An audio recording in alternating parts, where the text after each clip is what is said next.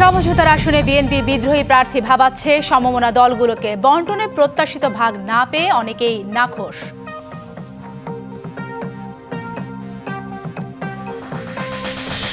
একটি দলের প্রতি প্রশাসনে ঝুঁকে পড়ায় পাতানো ভোটের শঙ্কা। জামায়াতে দ্রুত 11 জোটের আসন সমঝোতা হওয়ার আশা।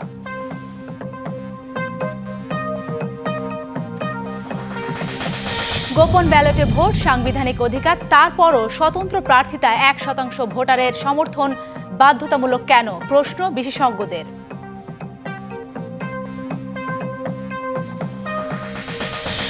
অনেক চ্যালেঞ্জ ও সীমাবদ্ধতার মধ্যেও নির্বাচন ব্যবস্থাকে ভালোর দিকে নেওয়ার চেষ্টা ইসির। গণভোট নিয়ে ব্যাপক প্রচারণা চালানোর তাগিদ।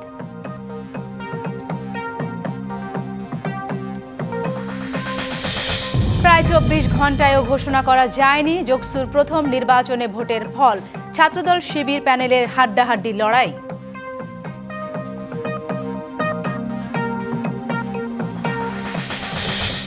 এবং যুক্তরাষ্ট্রের নতুন ভিসা বন্ড তালিকায় বাংলাদেশের নাম। দেশটিতে প্রবেশ করতে চাইলে গুনতে হবে 6 থেকে 18 লাখ টাকা।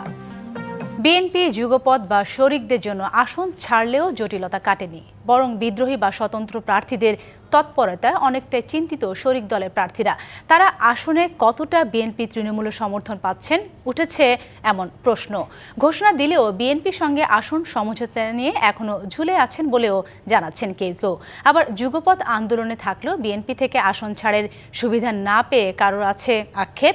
তবে দলের স্বতন্ত্র প্রার্থীদের বিরুদ্ধে কঠোর অবস্থানের পাশাপাশি আসন নিয়ে জটিলতা কেটে যাবে বলছে বিএনপি।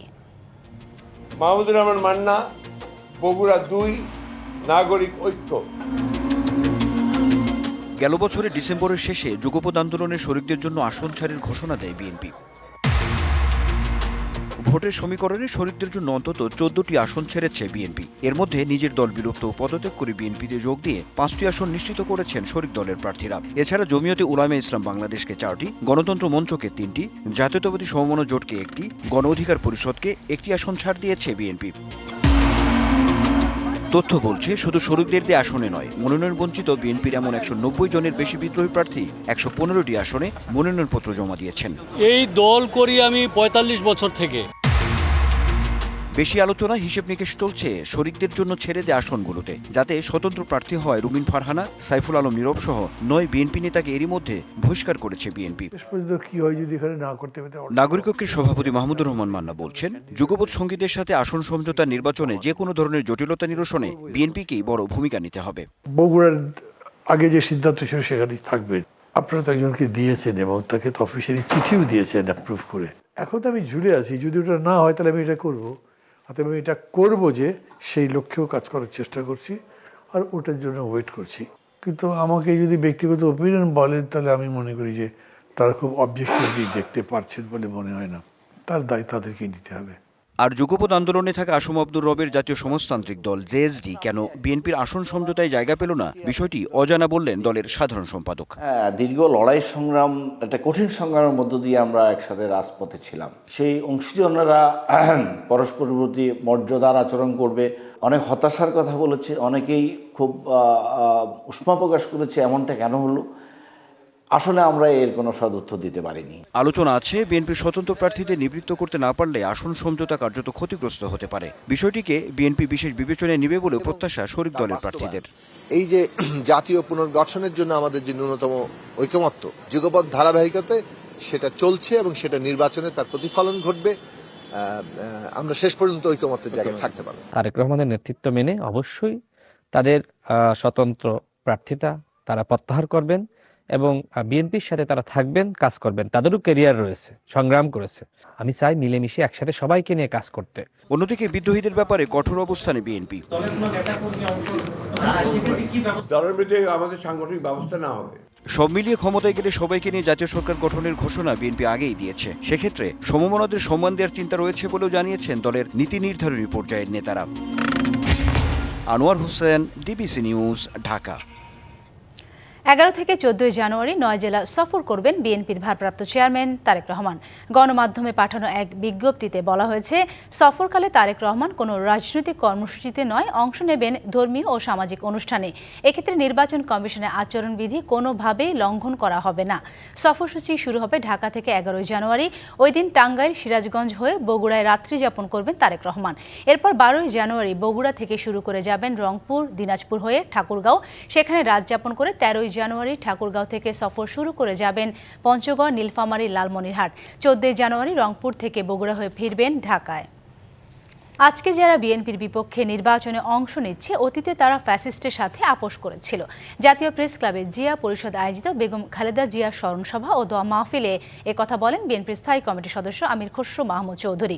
তিনি বলেন, বেগম খালেদা জিয়াই একমাত্র নেতা যিনি স্বৈরাচার এরশাদ বিরোধী আন্দোলনে 1 মিনিটের জন্য আপোষ করেননি। আজকে যারা পালিয়ে গেছে তারাও আপোষ করেছিল। আমির খসরু বলেন, জীবনের বেশিরভাগ সময় আন্দোলন সংগ্রামে ত্যাগ স্বীকারের মাধ্যমে রাজনীতি করেছেন বেগম খালেদা জিয়া। তিনি আরও জানান, শুধু রাজনৈতিক গণতন্ত্র নয়, অর্থনৈতিক গণতন্ত্র নিশ্চিত করতে হবে। এর জন্য সবার সহায়তা প্রয়োজন।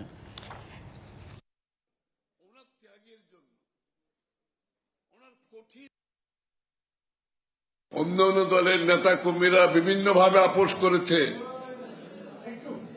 যারা পালিয়ে গেছে তারাও আপোষ করেছে, যারা আজকে নির্বাচন করছে আমাদের সাথে তাদের মন্তব্য আমরা শুনেছি 1-11। আপনারা যদি ফিরে যান, তাদের মন্তব্য 1-11-এর পক্ষে ছিল, কিন্তু একমাত্র বেগম খালেদা জিয়া কোন ধরনের কম্প্রোমাইজ করে। প্রশাসন একটি দলের প্রতি ঝুঁকে পড়েছে উল্লেখ করে জাতীয় নির্বাচন পাতানো হচ্ছে কিনা এ নিয়ে শঙ্কা প্রকাশ করেছে জামায়াতে ইসলামী। সংগঠনের নায়েবে আমির ডাক্তার সৈয়দ আব্দুল্লাহ মোহাম্মদ তাহের বলেন, এমনটা হলে আবারও ধ্বংসের দিকে যাবে দেশ।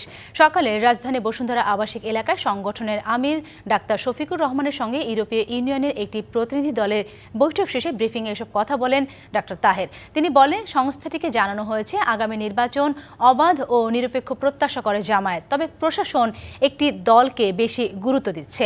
তিনি বলেন, জামায়াতে ইসলামী ক্ষমতায় গেলে সব রাজনৈতিক দলের সাথে সমন্বয় করে সরকার গঠন করবে।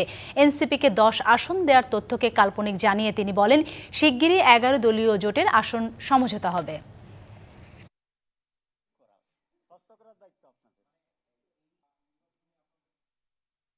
গত 1-2 সপ্তাহ ধরে বাংলাদেশে সরকার এবং আমাদের ল এনফোর্সিং অথরিটি যারা আছে, ইনক্লুডিং সেনাবাহিনী, যেভাবে একটি বিশেষ দলের প্রতি ঝুঁকে পড়েছে এবং প্রশাসন যেভাবে একটা দলের আনুগত্য দেখাচ্ছে, এতেই আশঙ্কা তৈরি হয়েছে যে আগামী নির্বাচনটিকে আবার পাতানো নির্বাচন হবে।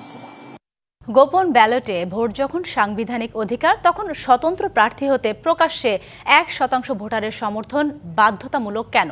এমন আইনের বৈধতা কতটুকু? এসব প্রশ্ন নিয়ে মিশ্র প্রতিক্রিয়া রয়েছে আইন ও সংবিধান বিশেষজ্ঞদের মাঝে। কারো মতে এটি কালাকানুন, যেখানে ব্যক্তিগত গোপনীয়তার অমোঘ নীতি লঙ্ঘিত হয়। আবার কেউ কেউ বলছে এটি প্রয়োজনীয় এবং আত্মপ্রচারের জন্য নির্বাচনী প্রার্থী হবার যে হিড়িক দেখা দেয় তার রাশ টেনে ধরার আইনি পন্থা।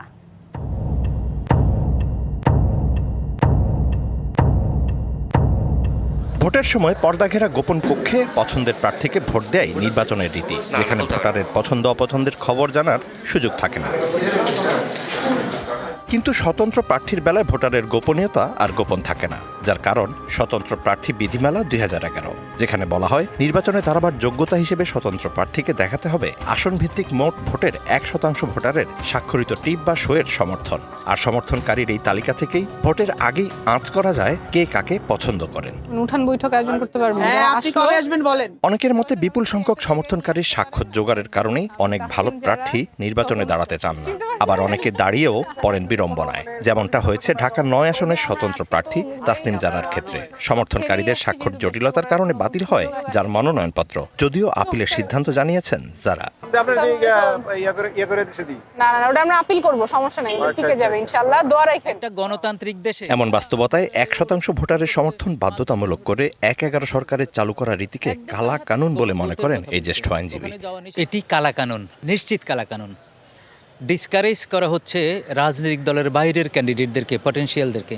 অপর প্রার্থীর জন্য প্রযোজ্য না, শুধু স্বতন্ত্র প্রার্থীর জন্য। আমাদের সংবিধানের আর্টিকেল 27-এর ক্লিয়ার ভায়োলেশন। এরপরে আমরা বলি যে আমরা গণতান্ত্রিক দেশ, আমাদের দেশে সমতা আছে। এটা হাস্যকর। তবে নির্বাচনে গণহারে প্রার্থী হবার হিড়িক থামাতে এই আইনের যৌক্তিকতা রয়েছে বলেও মত দেন এই আইন ও সংবিধান বিশেষজ্ঞ। সুযোগ থাকলেই বহু লোক দাঁড়াই যায়। কেন দাঁড়ায় জানেন? দাঁড়ায় হলো তার নামটা প্রচার হয়ে গেল সরকারিভাবে, বিভিন্নভাবে। তার কিন্তু কোনো ভোট নাই, কিন্তু সে ওই প্রচারের জন্য এবং এই প্রচারের মাধ্যমে সে নিজেকে একটা আপলিফ্ট করবে। এবং সুযোগ নেওয়ার পরেই তো সেইখানে সরকারি ব্যালট পেপারে নাম থাকা, প্রচার থাকা, টেলিভিশনের সুযোগ সুবিধা থাকা, সব জায়গায় চলে আসলো না? তো এই জিনিসগুলো বন্ধ করার জন্য একটা রেস্ট্রিকশন দেওয়া হয়েছে। দলীয় রাজনীতিবিদ ও অরাজনৈতিক ব্যক্তিদের প্রার্থী হওয়ার ক্ষেত্রে শর্ত নিয়েও মতপার্থক্য রয়েছে আইনজীবীদের মাঝে। 1% লোক যোগ্যতার মাধ্যমে, কিছু লোক যদি আপনাকে যোগ্যতা আছে এরকম মনেই না করে, তাহলে আপনার দাঁড়ানোর কি দরকার? দলের তো ধরেন একজন দাঁড়ালে পরে সমস্ত দল, একদম গ্রাম লেভেল পর্যন্ত দল আছে, তারা সাপোর্টাররা নেমে যায়। আপনি ওখানে সিগনেচার করলেই যে আপনাকে ভোট দিতে হবে, এই কথা কিন্তু আইনে বলে নাই। রাজনৈতিক দলের প্রার্থীর কোনো 1% লাগবে না। যে আগে সংসদ সদস্য হয়েছে তার 1% লাগবে না। শুধু যে ফ্রেশ, যে নতুনভাবে ভোট করতে চায়, যে এই কোনো রাজনৈতিক দলের বাইরে গিয়ে ভোট করতে চায়, যে মামদানি হতে চায়, যে কেজরিওয়াল হতে চায়, বাংলাদেশে সেটি হতে দেবে না। ওই পুরানো বন্দোবস্তেই আমাদেরকে রাখবে, সেটি উদ্দেশ্য। এটি গণতন্ত্রের জন্য বড় হুমকি। স্বতন্ত্র প্রার্থী বিধিমালা 2011-র বৈধতার প্রশ্নে আপিল বিভাগে করা রিভিউ আবেদনটি শুনানির অপেক্ষায় রয়েছে বলেও জানান আইনজীবীরা। অবশ্যই এটি আমার মনে হয় রিভিউ করে দ্রুত এটার নিষ্পত্তি করা উচিত। Mizan Ahmed, DBC news, Dhaka. অনেক চ্যালেঞ্জ ও সীমাবদ্ধতার মধ্যেও জরাজীর্ণ নির্বাচন ব্যবস্থাকে ভালোর দিকে নিয়ে যেতে কাজ করছে কমিশন। এ কথা বলেছেন নির্বাচন কমিশনার আবুল ফজল মোহাম্মদ সানাউল্লাহ। নির্বাচন পর্যবেক্ষক নেটওয়ার্কের নির্বাচনী প্রকল্প উদ্বোধনী অনুষ্ঠানে তিনি আরও বলেন, নির্বাচন পর্যবেক্ষণ মানসম্মত করতে সব রকম সহায়তা দেবে কমিশন। Alliance for fair election and democracy AFED হল 27টি সংগঠনের একটি প্ল্যাটফর্ম, যা বাংলাদেশের নির্বাচনী প্রক্রিয়ায় স্বচ্ছতা, জবাবদিহি এবং জন আস্থা বৃদ্ধিতে কাজ করে থাকে। অনুষ্ঠানে ছিলেন বিভিন্ন নির্বাচনী সংস্থার প্রতিনিধি ও কূটনীতিকরা।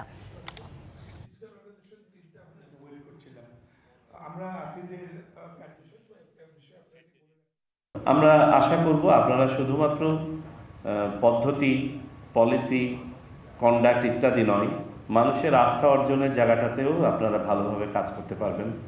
অন্তর্ভুক্তিমূলক নির্বাচনের জন্য আমরা যে সেগমেন্টগুলোকে আমরা অ্যাটেনশন ড্র করার চেষ্টা করছি, আমাদের ফার্স্ট টাইম ভোটার্স যারা দীর্ঘদিন ভোট দিতে পারেন নাই, তাদের মাঝে একটা আস্থার আবহ তৈরি করা। গণভোট বাস্তবায়ন করতে শুধু সরকারের উপর ভরসা না করে নির্বাচন কমিশনকে নিয়ে মাঠে নামতে হবে। এ কথা বলেছেন নৌ পরিবহন উপদেষ্টা এম সাখাওয়াত হোসেন। আর সুশাসনের জন্য নাগরিকের সম্পাদক বদিল আলম মজুমদার বলেন, গণভোট কি, এর তাৎপর্য কি তা নিয়ে মানুষের মনে সংশয় আছে, এ বিষয়ে সচেতন করতে হবে। সকালে রাজধানীর সিরডাপ মিলনায়তনে গণভোট নিয়ে গোলটেবিল বৈঠকে এসব কথা বলেন তারা। উপদেষ্টা আরও বলেন, সংস্কার কমিশনগুলোর সুপারিশ কতটা বাস্তবায়ন হবে তা এখন বড় প্রশ্ন। এ সময় সুজন সম্পাদক বলেন, রাজনৈতিক অধিকার নিশ্চিত করতে হলে নিজেদের অধিকার আদায়ে সচেতন থাকতে হবে। আমি এই নির্বাচন কমিশনকে অনুরোধ করব, গণভোটটা কিভাবে হবে এটা জনগণকে বোঝাবার চেষ্টা করেন। প্রয়োজন হলে আপনি অন্যদের সহযোগিতা নিন, কিন্তু ইলেকশন কমিশন না করে যদি এটা শুধু সরকার করতে যায়, তখন অনেক কথা হবে। আমাদের প্রত্যাশা, যেহেতু দলগুলো জুলাই জাতীয় সংসদে স্বাক্ষর করেছে এবং এটি বাস্তবায়নের অঙ্গীকার করেছে, তাই তারাও গণভোটের ব্যাপারে জনগণকে সচেতন করার জন্য কার্যক্রম পরিচালনা করবে। ত্রয়োদশ জাতীয় সংসদ নির্বাচন ভোটের দিন ঠিক হয়েছে 12ই ফেব্রুয়ারি। সারা দেশে বইছে সেই ভোটের হাওয়া। এ নিয়ে কি ভাবছেন সাধারণ মানুষ থেকে শুরু করে আগামী জনপ্রতিনিধিরা, সে কথা জানাতে ডিবিসি নিউজের ইলেকশন এক্সপ্রেস ছুটে যাচ্ছে সব সংসদীয় আসনে। এখন আছে সংসদীয় আসন 221 শরীয়তপুর 1-এ।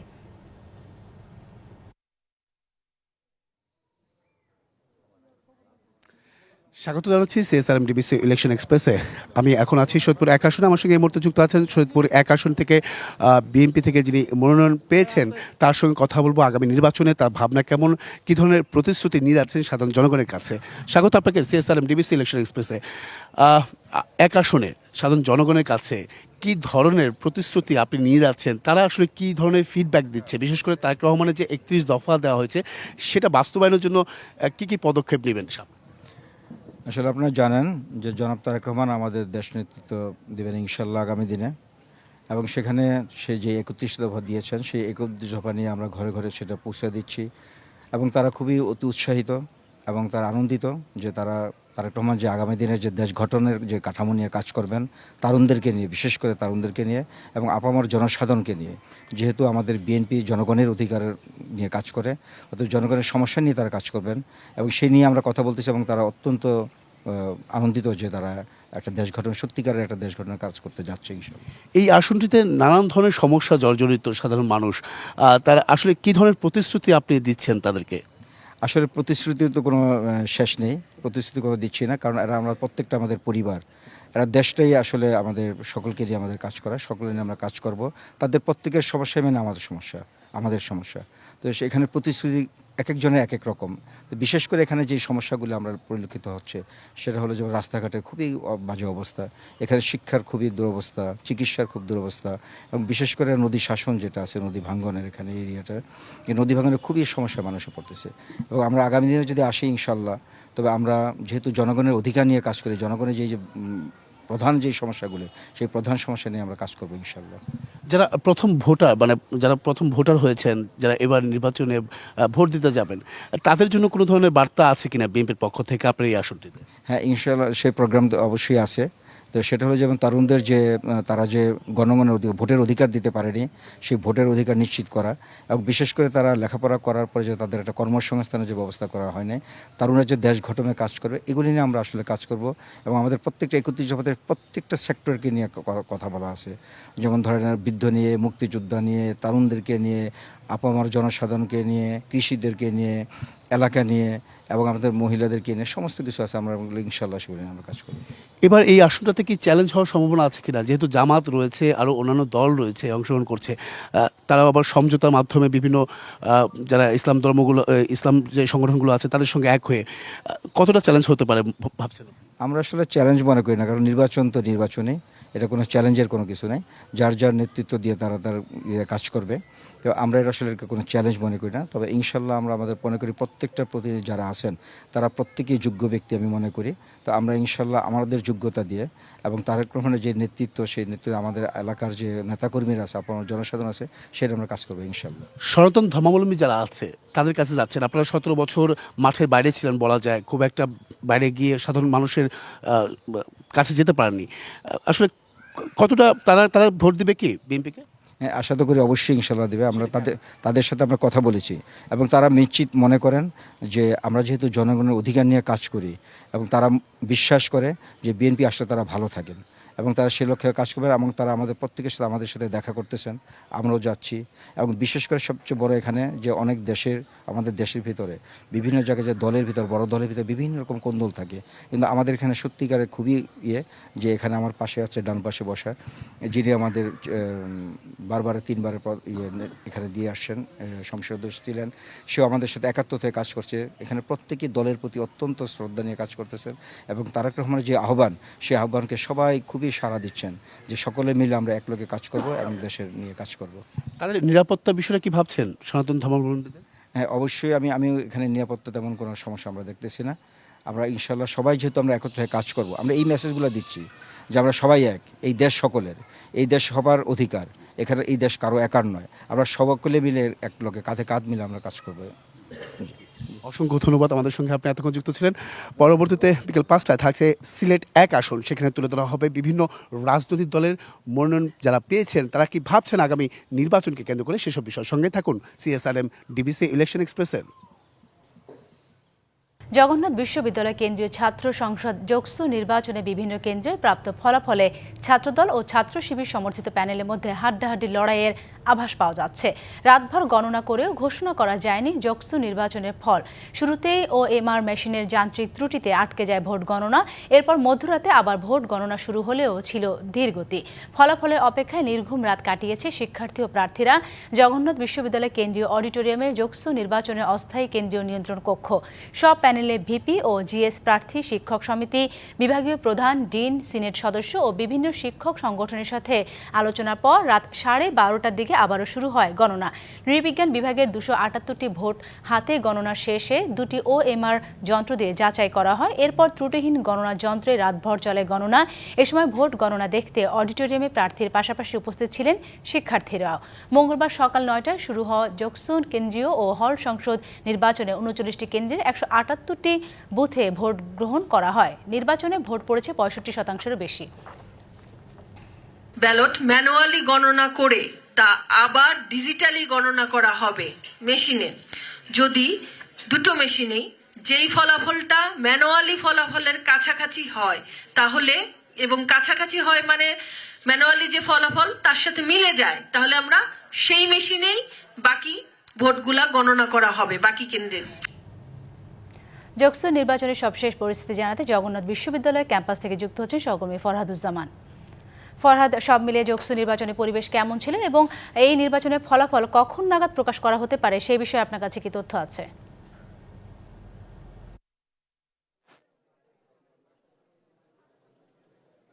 আপনি জানেন যে গতকালকে নির্বাচন শেষ হওয়ার পর রাত কিছুক্ষণ বন্ধ ছিল, তারপর রাত 12:30 থেকে গণনা শুরু হয়েছে। এখন পর্যন্ত 14টি কেন্দ্রের ফলাফল প্রকাশ করা হয়েছে। কখন নাগাদ আসলে শেষ হবে সেটা বলা যাচ্ছে না, তবে দীর্ঘ আরও প্রায় 8-9 ঘন্টা লাগতে পারে এমন একটা তথ্য পাওয়া গিয়েছে। আমরা দেখছি যে গত ফলাফল সেগুলোতে কিন্তু ছাত্র শিবির সমর্থিত যে প্যানেল সেই প্যানেলে এগিয়েছিলেন, যদিও 14টি কেন্দ্রের ফলাফল ঘোষণা করার পর এখন কিন্তু ছাত্রদল যে প্রার্থী, ছাত্রদল সমর্থিত যে প্যানেল রয়েছে সেই প্যানেলে তিনি এগিয়ে রয়েছেন। এখন পর্যন্ত রিয়াজুল শিবির প্রার্থী তিনি কিন্তু 1424 ভোট পেয়েছেন এবং রাকিব ছাত্রদল সমর্থিত প্যানেলের তিনি 1673 ভোট পেয়ে এগিয়ে রয়েছেন প্রায় 250 ভোটে। জিএস পদে আব্দুল আলিম শিবির সমর্থিত উনি 1612 ভোট পেয়েছেন এবং ছাত্রদল সমর্থিত খাদিজাতুল কুবরা তিনি 793 ভোট পেয়েছেন। এখানেও কিন্তু শিবিরের জিএস যিনি আলিম শিবির তিনি কিন্তু এগিয়ে রয়েছেন। পাশাপাশি এজিএস পদে শিবির প্রার্থী মাসুদ রানা তিনি 1446 ভোট পেয়ে এগিয়ে রয়েছেন। আর অন্যদিকে তানজিল ছাত্রদলের যে প্রার্থী তিনি 1297 ভোট পেয়ে তার থেকে পিছিয়ে রয়েছেন। এখন 39টি কেন্দ্রের হিসাব করলে দেখা যায় যেহেতু গতকালকে রাত 12টা থেকে 12:30 থেকে আবারও ভোট গণনা শুরু হয়েছে, আমরা ধরে নিতে পারি আরও প্রায় মধ্যরাত বা তার কাছাকাছি চলে যাবে পুরোপুরি ফলাফল ভোট দিতে। রাতভর যে শিক্ষার্থীরা অপেক্ষা করছিল তারা কিন্তু এখনও পুরোপুরি ফলের জন্য তারা এখানে অপেক্ষা করছে, কখন আসলে পুরোপুরি ফলাফল তারা পাবেন। তো এখনও আপনারা দেখতে পাচ্ছেন এখনও কিন্তু ভোট গণনা চলছে। তো জগন্নাথ থেকে আমার কাছে এই ছিল সর্বশেষ। অসংখ্য ধন্যবাদ আপনাকে যুক্ত হওয়ার জন্য। ইন্টারনেট বন্ধ করে হত্যার নির্দেশ সহ 3 অভিযোগে সজীব ওয়াজেদ জয় ও জুনায়েদ আহমেদ পলকের মামলায় অভিযোগ গঠনের উপর শুনানি পিছিয়ে 11 জানুয়ারি দিন ঠিক করেছে ট্রাইব্যুনাল 1। আন্তর্জাতিক অপরাধ ট্রাইব্যুনাল 1-এর চেয়ারম্যান বিচারপতি মোহাম্মদ গোলাম মর্তুজা মজুমদারের নেতৃত্বাধীন 3 সদস্যের ট্রাইব্যুনাল আজ আদেশ দেয়। বিচারিক প্যানেলের অন্য সদস্যরা হলেন বিচারিক মোহাম্মদ শফিউল আলম মাহমুদ ও বিচারিক মহিতুল হক এনাম চৌধুরী। এ সময় এজলাসে উপস্থিত ছিলেন গ্রেপ্তার আসামি সাবেক আইসিটি প্রতিমন্ত্রী জুনায়েদ আহমেদ পলক। অন্যদিকে আন্তর্জাতিক অপরাধ ট্রাইব্যুনাল 2-এ জুলাই আন্দোলনে প্রথম শহীদ আবু সাইদ হত্যা মামলার তদন্ত কর্মকর্তা রুহুল আমিনকে দ্বিতীয় দিনের মতো জেরা করছেন আসামিপক্ষের আইনজীবীরা। সকালে কঠোর নিরাপত্তায় 2 মামলার আসামিদের কারাগার থেকে ট্রাইব্যুনালে হাজির করা হয়। যুক্তরাষ্ট্রে প্রবেশের ক্ষেত্রে ভিসা নীতিতে আরও কঠোরতা আরোপ করেছে ট্রাম্প প্রশাসন। নতুন ভিসা বন্ড তালিকায় আরও অনেক দেশের সাথে যুক্ত হয়েছে বাংলাদেশের নাম। এর ফলে যুক্তরাষ্ট্র প্রবেশের আবেদনের ক্ষেত্রে বাংলাদেশি নাগরিকদের কমপক্ষে 6 লাখ এবং সর্বোচ্চ 18 লাখ টাকা ভিসা বন্ড জামানত দিতে হবে। ডলারের হিসেবে এই অঙ্ক সর্বনিম্ন 5,000 থেকে সর্বোচ্চ 15,000। এই নীতি কার্যকর হবে 21 জানুয়ারি থেকে। ট্রাম্প প্রশাসন ক্ষমতা গ্রহণের পর থেকে কঠোর অভিবাসন নীতি অনুসরণ করে আসছে যুক্তরাষ্ট্র। ব্যাপক হারে অবৈধ অভিবাসী বহিষ্কার, ভিসা ও গ্রিন কার্ড বাতিল, এমনকি অভিবাসীদের সামাজিক যোগাযোগ মাধ্যমের পোস্ট ও অতীত বক্তব্য যাচাইয়ের মতো পদক্ষেপ নেওয়া হয়েছে। অভিবাসন নীতিতে আরও কঠোরতা নিয়ে এসেছে ভিসা বন্ড। এর আওতায় নতুন করে যুক্ত হয়েছে বাংলাদেশ সহ বেশ কয়েকটি দেশের নাম। স্থানীয় সময় মঙ্গলবার মার্কিন পররাষ্ট্র দপ্তরের ভ্রমণ বিষয়ক ওয়েবসাইটে এই তথ্য জানানো হয়। ভিসা বন্ডের এই তালিকায় মোট 38টি দেশ রয়েছে। দক্ষিণ এশিয়ার মধ্যে এই তালিকায় রয়েছে শুধু নেপাল, ভুটান এবং বাংলাদেশ। নিয়ম অনুযায়ী তালিকাভুক্ত দেশগুলোর নাগরিক যদি পর্যটন বা ব্যবসায়িক ভিসা পেতে অন্য সব শর্ত পূরণ করেন তাহলে সাক্ষাৎকারের সময় তাকে 5,000 থেকে সর্বোচ্চ $15,000 বা 6,11,500 টাকা থেকে 18,34,600 টাকা জামানত দিতে হবে। এই অর্থের পরিমাণ নির্ধারণ করবেন ভিসা ইস্যুকারী কনসুলার কর্মকর্তা। যুক্তরাষ্ট্রের পররাষ্ট্র দপ্তর জানিয়েছে এই বন্ড নীতির উদ্দেশ্য মূলত পর্যটন ও ব্যবসায়িক ভিসায় প্রবেশ করে মেয়াদ শেষ হওয়ার পরও অবস্থান করার প্রবণতা নিরুৎসাহিত করা। ভিসা বন্ড হলো এক ধরনের আর্থিক নিশ্চয়তা। কিছু দেশ নির্দিষ্ট বিদেশি নাগরিকদের সাময়িক ভিসা দেওয়ার আগে এমন জামানত বা নিশ্চয়তা নিয়ে থাকে যেন তারা ভিসার শর্ত বিশেষ করে অবস্থানের সময়সীমা মেনে চলেন। বাংলাদেশের ক্ষেত্রে 21শে জানুয়ারি থেকে কার্যকর হবে এ নিয়ম, তবে ভ্রমণকারীরা শর্ত মেনে চললে ফেরত পাবেন জামানতের অর্থ। আব্দুল্লাহ আল মারুফ, ডিবিসি নিউজ ডেস্ক। ভেনেজুয়েলা 3 থেকে 5 কোটি ব্যারেল পর্যন্ত নিষেধাজ্ঞার আওতাভুক্ত তেল যুক্তরাষ্ট্রের কাছে হস্তান্তর করবে বলে জানিয়েছেন প্রেসিডেন্ট ডোনাল্ড ট্রাম্প। নিজের সামাজিক যোগাযোগ মাধ্যম ট্রুথ সোশ্যালে ট্রাম্প লেখেন, এই তেল জাহাজে করে নেওয়া হবে এবং সরাসরি যুক্তরাষ্ট্রের আনলোডিং ডকে পৌঁছে দেওয়া হবে। এসব তেল বিক্রি থেকে প্রাপ্ত অর্থ ট্রাম্প নিজেই নিয়ন্ত্রণ করবেন এবং তা ভেনেজুয়েলা ও যুক্তরাষ্ট্রের জনগণের উপকারে ব্যবহৃত হবে। পরিকল্পনাটি অবিলম্বে বাস্তবায়নের জন্য তিনি তার জ্বালানি বিষয়ক মন্ত্রী ক্রিস রাইটকে নির্দেশ দিয়েছেন। ভেনেজুয়েলার জরাজীর্ণ অবকাঠামো পুনর্গঠনে যুক্তরাষ্ট্রের তেল কোম্পানিগুলো বিনিয়োগ করতেও প্রস্তুত বলেও জানান তিনি।